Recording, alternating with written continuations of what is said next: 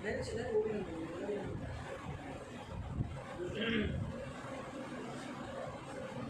لله والصلاة والسلام على نبيه وعلى آله وصحبه المتأدبين بآدابه وعلى من تبعهم بإحسان إلى يوم حسابه. أما بعد فأعوذ بالله من الشيطان الرجيم. بسم الله الرحمن الرحيم. محمد رسول الله والذين معه أشداء على الكفار تراهم ركعا سجدا يبتغون فضلا من الله ورضوانا. صدق الله العظيم وصدق رسوله النبي الأمين المبين المعين المتين الكريم، ونحن على ذلك لمن الشاهدين والشاكرين والذاكرين، والحمد لله رب العالمين. وقال الرسول صلى الله عليه وسلم: أصحابي كالنجوم فبأيهم اقتديتم اهتديتم. حضرات محترم، اولاً عرض کر دوں کہ کوئی میں واعظ یا کوئی مقرر نہیں، بس محب گرامی مولانا افضل حسین قادری صاحب کی فرمائش کے مطابق کچھ باتیں آپ کے سامنے حاضر، کچھ باتیں آپ کے سامنے پیش کرنے کی جسارت کر رہا ہوں۔ حضرات محترم، میں نے دیکھا، میں نے بھی محسوس کیا کہ آپ نے چند ایک نعتیں سنی، ایک سے ایک مدح رسول، باغ طیبہ کے پھول، ماشاءاللہ عندلیب لالزار رضا، ایک سے ایک آئے اور سرکار کی مدح سرائی کرتے رہے۔ وقت گزرتا گیا، رات طویل ہو گئی، سب کچھ ہوا، لیکن میں نے محسوس کیا کہ ہمارے حوصلے سر ہوئے۔ ماشاءاللہ ہونا بھی چاہیے، کیونکہ یہ ذکر کس کی ہے؟ یہ مولا کائنات کی ذکر ہے، یہ آقا علی کی ذکر ہے، اور حضرت مولا کائنات تو بہت بڑی بات ہوئی، بلکہ علی، گلشن علی کے ایک پھول نے ایسی داستانیں صفحہ رستی پر رقم کی ہیں جن کو نسل انسانی کبھی فراموش نہیں کر سکتا۔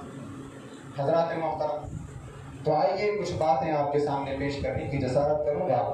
اولا امام عشق و محبت فرماتے ہیں: مرتضی شیر حق اشجع الاشجعین، مرتضی شیر حق اشجع الاشجعین، صاحب فضل و ولایت پہ لاکھوں سلام، صاحب فضل و ولایت پہ لاکھوں سلام، شیر شمشیر زن شاہ خیبر شکن۔ امام فرماتے ہیں، اور کلام الامام امام الکلام اللہ، شیر شمشیر زن شاہ خیبر شکن، برتبے دست قدرت پہ لاکھوں سلام، برتبے دست قدرت پہ لاکھوں سلام۔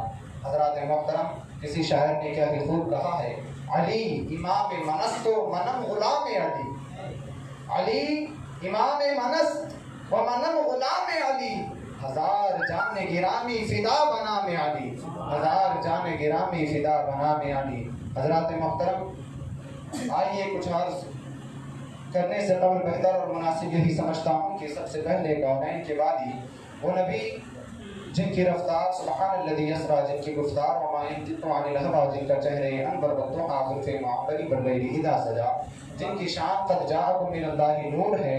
آئیے اس نبی کی بارگاہ میں درود پاک پڑھے پڑھے بآواز بلند اللہم صلی علی سیدنا محمد وعلی آل سیدنا محمد المعلی الجود والاکرام وآلہ الکرام انہ الکریم مبارک وسلم صلاۃ و سلام علیک یا رسول اللہ صلی اللہ تعالی علیہ وسلم۔ ایک سوال ذہن میں پیدا ہوتا ہے: علی کیا تھے؟ علی کیا ہیں؟ تو میں اپنے اس علم تو کہا، بلکہ بس اپنی جانب سے یوں کہوں کہ علی شیر خدا بھی ہیں، علی داماد پیمبر بھی ہیں، علی حیدر کرار بھی ہیں، علی صاحب ذوالفقار بھی ہیں، بلکہ آگے بڑھ کر یوں کہوں کہ علی اشداء علی الکفار کی عملی تفسیر بھی ہیں، علی اشداء علی الکفار کی عملی تفسیر بھی ہیں۔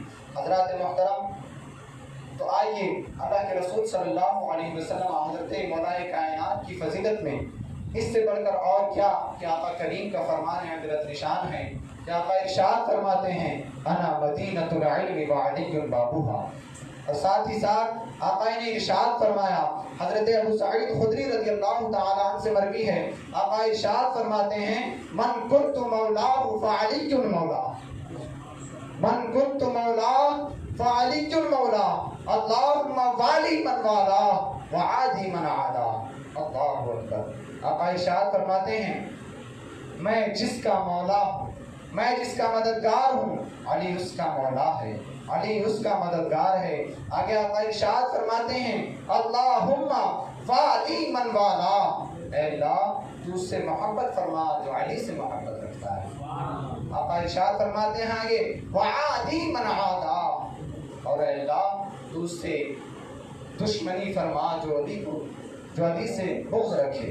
حضرات محترم اور بھی آقا ارشاد فرماتے ہیں، آقا کریم نے ارشاد فرمایا من احب علی فقد احبنی ومن احبنی فقد احب اللہ ومن ابغض علی فقد ابغضنی ومن ابغضنی فقد ابغض اللہ، اللہ اکبر کبیرہ۔ آقا ارشاد فرماتے ہیں جس نے علی سے محبت رکھی اس نے مجھ سے محبت رکھی، اور جس نے مجھ سے محبت رکھی گویا کہ اس نے اللہ سے محبت رکھی۔ آگے ارشاد فرماتے ہیں اور جس نے علی سے بغض رکھا گویا اس نے مجھ سے بغض رکھا، اور جس نے مجھ سے بغض رکھا گویا اس نے اللہ سے بغض رکھا۔ تو اب یہیں سے پتا چل گیا کہ جس نے دل میں حب علی رکھا ہے وہی حب نبی کو پا سکتا ہے، اور جس کے دل میں بغض علی ہو وہ ہرگز حب نبی کو نہیں پا سکتا۔ حضرات محترم اور ایمان کے کامل ہونے کی شرط حب رسول ہے۔ آقا ارشاد فرماتے ہیں لا یؤمن احدکم حتی اکون احب الیہ من والدہ وولدہ والناس اجمعین۔ حضرات محترم آئیے میں آپ کو بتاتا ہوا چلوں کہ حضرت مولائے کائنات حضرت علی کرم اللہ وجہہ الکریم کے ایمان لانے کا واقعہ کیا ہے بیان کیا گیا ہے۔ ابو اسحاق نے آپ کے ایمان لانے کا واقعہ یوں بیان فرمایا ہے کہ حضرت علی رضی اللہ تعالی عنہ آپ کی عمر شریف 8 سال کی ہے، اور بعض اقوال کے تحت آپ کی عمر شریف 9 سال ہے، اور بعض اقوال کے تحت آپ کی عمر شریف 10 سال ہے۔ حضرات محترم ابو اسحاق بیان فرماتے ہیں، اور امام عشق و محبت نے تنزیہ المکانۃ الحیدریہ کے اندر فرمایا کہ آپ کی عمر شریف اس وقت 8 سے 10 سال کی تھی۔ بیان کیا گیا ہے کہ جس وقت حضرت خدیجہ الکبریٰ رضی اللہ تعالی عنہ با ایمان ہوئی تو حضرت علی رضی اللہ تعالی عنہ نے خواب میں دیکھا کہ آقا کریم رؤوف الرحیم اور حضرت خدیجہ رضی اللہ تعالی عنہ دونوں نماز پڑھ رہے ہیں۔ اللہ اکبر۔ حضرات محترم خواب غفلت سے بیداری کے بعد حضرت علی کرم اللہ وجہہ الکریم آقا کریم کی بارگاہ میں حاضر ہوتے ہیں، عرض گزار ہوتے ہیں کہ اے محمد عربی یہ کیا ہے جو آپ اس طرح کر رہے ہیں، یعنی آپ کی کس کی عبادت کر رہے ہیں۔ حضرات محترم اتنا عرض کرنا تھا کہ آقا ارشاد فرماتے ہیں اے علی میں تجھ کو اس وحدہ لا شریک کی جانب بلاتا ہوں، ایسے دین کی طرف بلاتا ہوں جس میں معبود صرف ایک ہے۔ حضرات محترم اتنا سننا تھا کہ حضرت علی کرم اللہ وجہہ الکریم نے حضرت علی عرض گزار ہوتے ہیں کہ میں اس معاملے میں اس وقت تک کچھ نہ کہوں گا جب تک میرے والد ابو طالب کچھ نہ کہہ دیں۔ حضرات محترم اتنا سننے کے بعد آقا فرماتے ہیں اے علی اگر تو ایمان نہیں لاتا ہے تو نہ، ورنہ لیکن اس چیز کا کسی کو احساس بھی نہ ہونے دینا، یعنی آقا کریم نے فرمایا کہ کسی اور کو اس چیز کا پتہ نہ لگے۔ حضرات محترم بظاہر تو حضرت علی رضی اللہ تعالیٰ عنہ وہاں سے چلے گئے، لیکن اللہ نے ان کے دل میں ایمان کو راسخ فرما دیا تھا۔ دوسرے دن آقا کریم کی بارگاہ میں حاضر ہوتے ہیں اور کلمہ طیبہ پڑھ کر مشرف و اسلام ہو جاتے ہیں۔ تو یہ تھی حضرت علی کرم اللہ وجہہ الکریم کے ایمان لانے کی داستان۔ حضرات محترم آقا کریم کی جانب سے حضرت علی کرم اللہ وجہہ الکریم کو ایسے انعامات ملے، اللہ اکبر۔ حضرات محترم ہجرت کی رات جب نبی کریم صلی اللہ علیہ وسلم جب مدینہ شریف سے مکہ شریف سے مدینہ کی جانب تشریف لے جا رہے تھے تو آپ نے حضرت علی رضی اللہ تعالیٰ عنہ کو بلا کر ساری امانتیں آپ کے سپرد کر دی. سپرد کرنے کے بعد آپ نے فرمایا اے علی تم ان تمام امانتوں کو لوگوں کے سپرد کرنے کے بعد مدینہ آ جانا. 3 روز بعد تم مدینہ آ جانا. اس دوران تمہیں کچھ نہ ہوگا. حضرات محترم ہجرت کی رات آقا کریم کے بستر پر بظاہر وہ کانٹوں والا بستر لیکن حضرت علی کی آنکھوں میں وہ نرم اور سیکھ جاتا ہے. کیوں؟ کیونکہ حضرت علی کا عقیدہ تھا آقا نے فرمایا ہے تجھے کچھ نہیں ہو سکتا. تو اب میرا یہ عقیدہ حضرت علی رضی اللہ تعالیٰ عنہ واقعے سے یوں پتہ چلتا ہے کہ حضرت علی رضی اللہ تعالیٰ عنہ کا یہ عقیدہ تھا کہ اب سورج پورب کی جگہ پچھم سے نکل سکتا ہے, مشرق کی جگہ مغرب سے نکل سکتا ہے, لیکن مجھ پر کوئی چیز مجھ پر کوئی آنچ نہیں آ سکتی. حضرات محترم یہ تھا عشق رسول کہ صحابہ کرام نے اپنی جانوں کو عشق رسول میں فنا کر دیا. حضرات محترم اسی طور سے حضرت علی رضی اللہ تعالیٰ عنہ کے فضائل و مناقب میں بیان کیا گیا ہے. مشکات شریف کی حدیث پاک ہے, ترمذی شریف میں حضرت عبداللہ ابن عمر رضی اللہ تعالیٰ عنہ سے مروی ہے.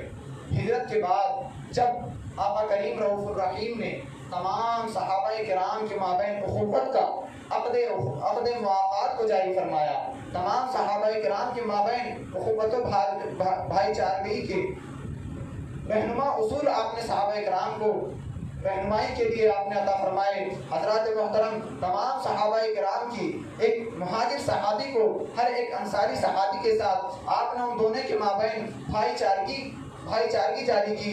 حضرات محترم بیان کیا گیا ہے, حضرت عبداللہ ابن عمر رضی اللہ تعالیٰ عنہ بیان فرماتے ہیں کہ تمام صحابہ کرام کے مابین عقد مواقعات کو جاری کیا گیا. تمام صحابہ کرام کو ہر ایک مہاجر صحابی کو ہر ایک انصاری صحابی کا بھائی بنا دیا گیا. حضرات محترم تمام صحابہ کے مابین عقد مواقعات کو جاری کیا گیا ہے, لیکن بچے ہیں تو صرف ایک علی ہیں. حضرات محترم بیان کیا گیا ہے کہ حضرت علی رضی اللہ تعالیٰ عنہ آقا کریم کی بارگاہ میں حاضر ہوتے ہیں, عرض گزار ہوتے ہیں یا رسول اللہ یا حبیب اللہ, آپ نے تمام صحابہ کے مابین عقد مواقعات جاری کیا, آپ نے ہر مہاجر صحابی کو ایک انصاری بھائی عطا کیا, لیکن آقا کریم میرے ساتھ ناانصافی کیوں؟ اللہ اکبر. آپ تو رسول اللہ صلی اللہ علیہ وسلم کی بارگاہ میں حاضر ہو کر عرض کرتے ہیں یا رسول اللہ آپ نے مجھے کیوں کوئی بھائی عطا نہیں کیا, مجھے کیوں کوئی انصاری بھائی عطا نہیں کیا؟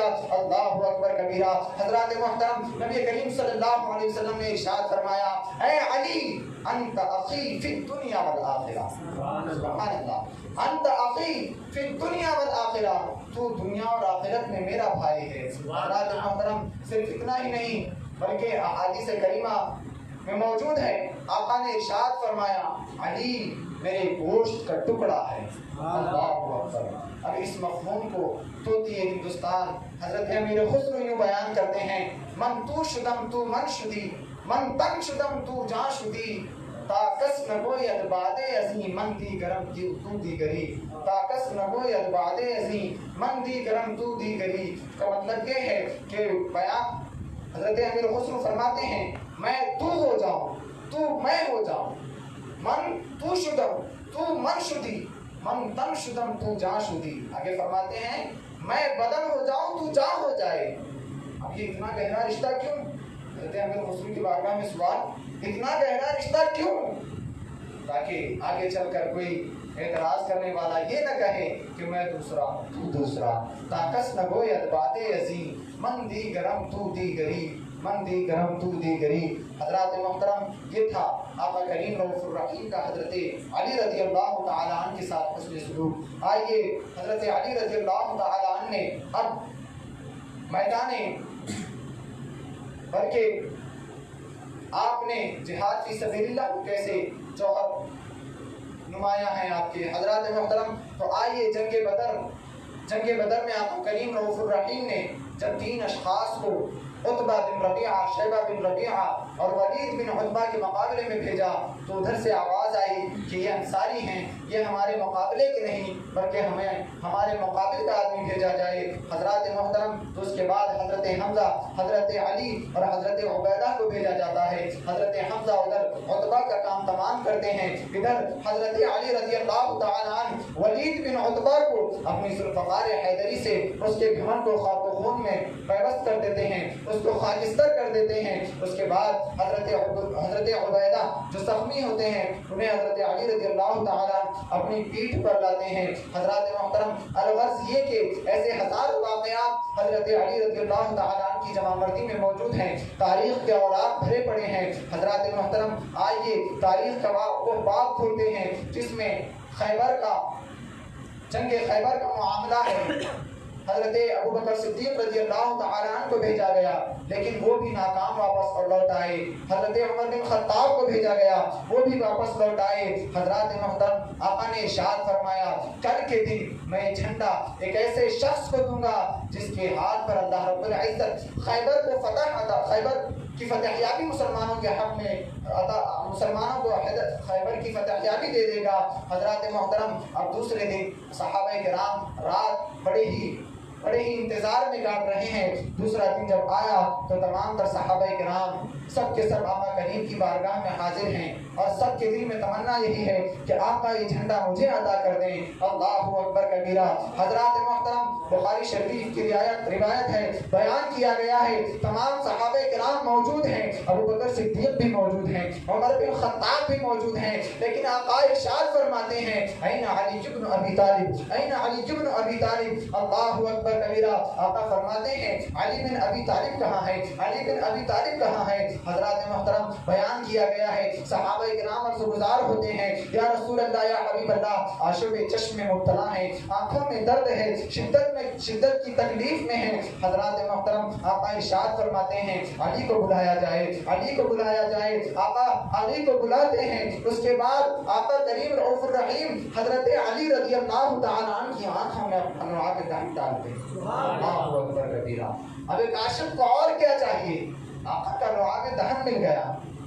بلکہ وہ صحابہ کا تو عقیدہ تھا کہ یہاں گنہگار آتا ہے تو سزا نہیں بلکہ جزا پاتا ہے، وہ صحابہ کا عقیدہ تھا۔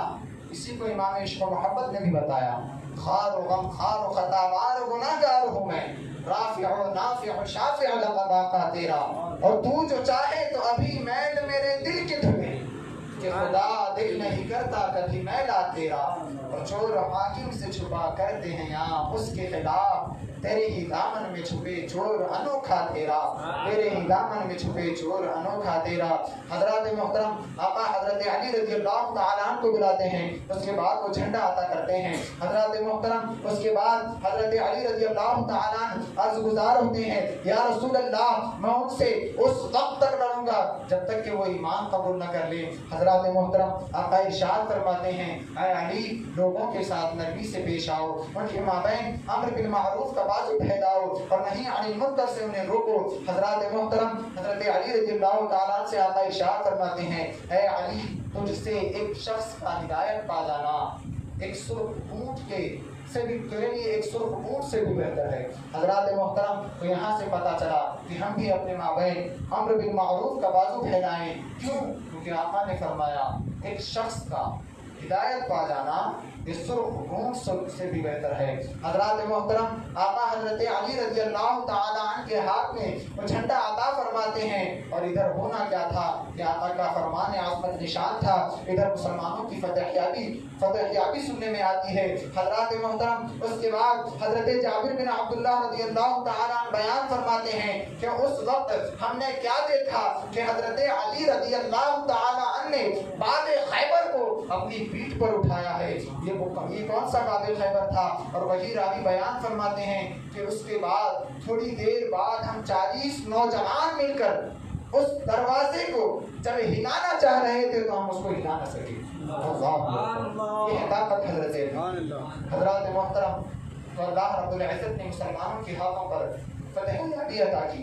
حضرات محترم، اب اس طرف آئیے، کربلا کا ماحول ہے، امام علی مقام میدان کربلا میں میدان میں ہیں اور ادھر سے یزیدی لشکر میں سے سپاہی آ رہے ہیں، حرب مبارز کا نعرہ لگا رہے ہیں، اللہ اکبر۔ ایک دشمن اسلام آتا ہے، حاضر ہوتا ہے اور کہتا ہے اے حسین تو نہیں جانتا میرا باپ کون تھا، میرا باپ وہ تھا کہ اگر تلوار پہاڑ پر مار دے، میرا باپ اگر تلوار پہاڑ پر مار دے تو وہ پہاڑ سرما سرما ہو جائے۔ لیکن اس بدبخت کو معلوم نہ تھا کہ امام علی مقام کس کے فرزند ہیں، امام علی مقام کس کے فرزند ہے۔ ارے امام علی مقام مولا کائنات کے فرزند ہے، اور مولا کائنات کون ہے؟ تو یہ میں آپ کو الفاظ میں نہیں بلکہ ایک شاعر کے قول سے، ایک شاعر کے شعر سے بتانا چاہوں گا کہ کبھی دیوار ہلتی ہے، کبھی در کانپ جاتا ہے، علی کا نام سن کر اب بھی خیبر کانپ جاتا ہے، علی کا نام سن کر اب بھی خیبر کانپ جاتا ہے۔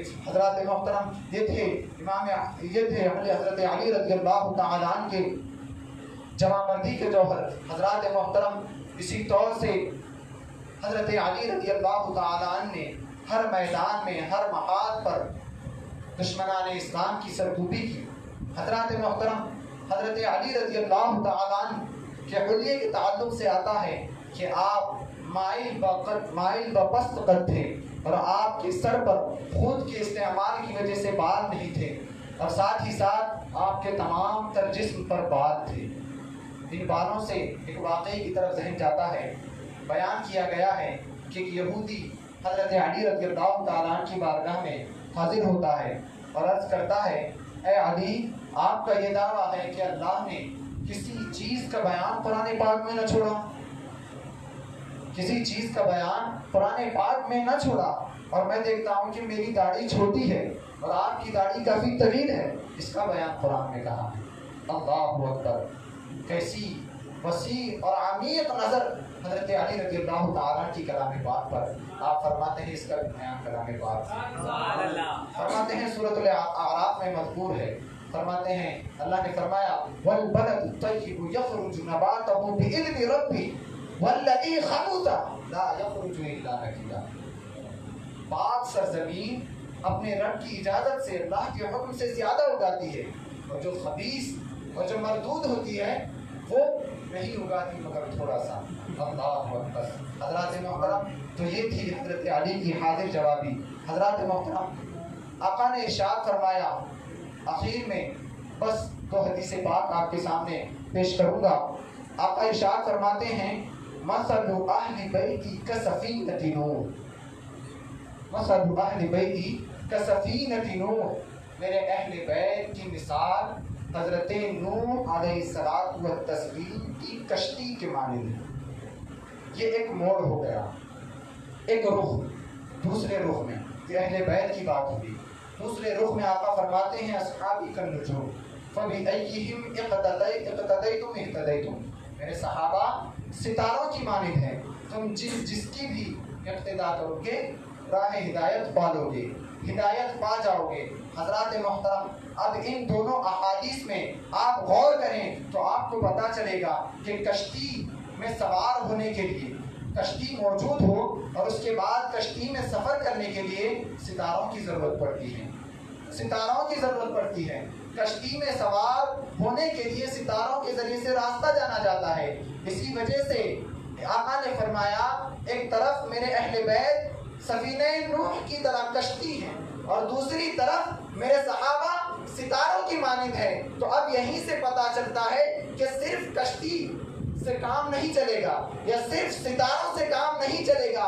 یہاں جواب ہے ان لوگوں کو جو صرف اور صرف اہل بیت کی محبت کا دم بھرتے ہیں اور صحابہ کرام کو اہل بیت کی محبت کی آڑ میں گالیاں دیتے ہیں۔ اللہ اکبر! اور ان لوگوں کو بھی جواب ہے جو صحابہ کی محبت کا دم بھرتے ہیں اور صحابہ کی محبت کی آڑ میں اہل بیت سے بغض رکھتے ہیں۔ اللہ اکبر کبیرہ! حضرات محترم، لیکن ہم اہل سنت کا عقیدہ یہی ہے کہ ہم اس سفینہ نوح کی بھی پیروی کرتے ہیں، ہم ستاروں سے راستہ بھی لیتے ہیں اور کشتی نوح میں سوار بھی ہوتے ہیں۔ کیوں؟ یہی درس امام عشق و محبت نے دیا ہے اور فرمایا اہل سنت کا ہے بیڑا پار، اصحاب حضور نجم ہیں اور ناؤ ہے عطرت رسول اللہ کی، اور ناؤ ہے عطرت رسول اللہ کی۔ حضرات محترم، وقت کی قلت دامنگیر ہے.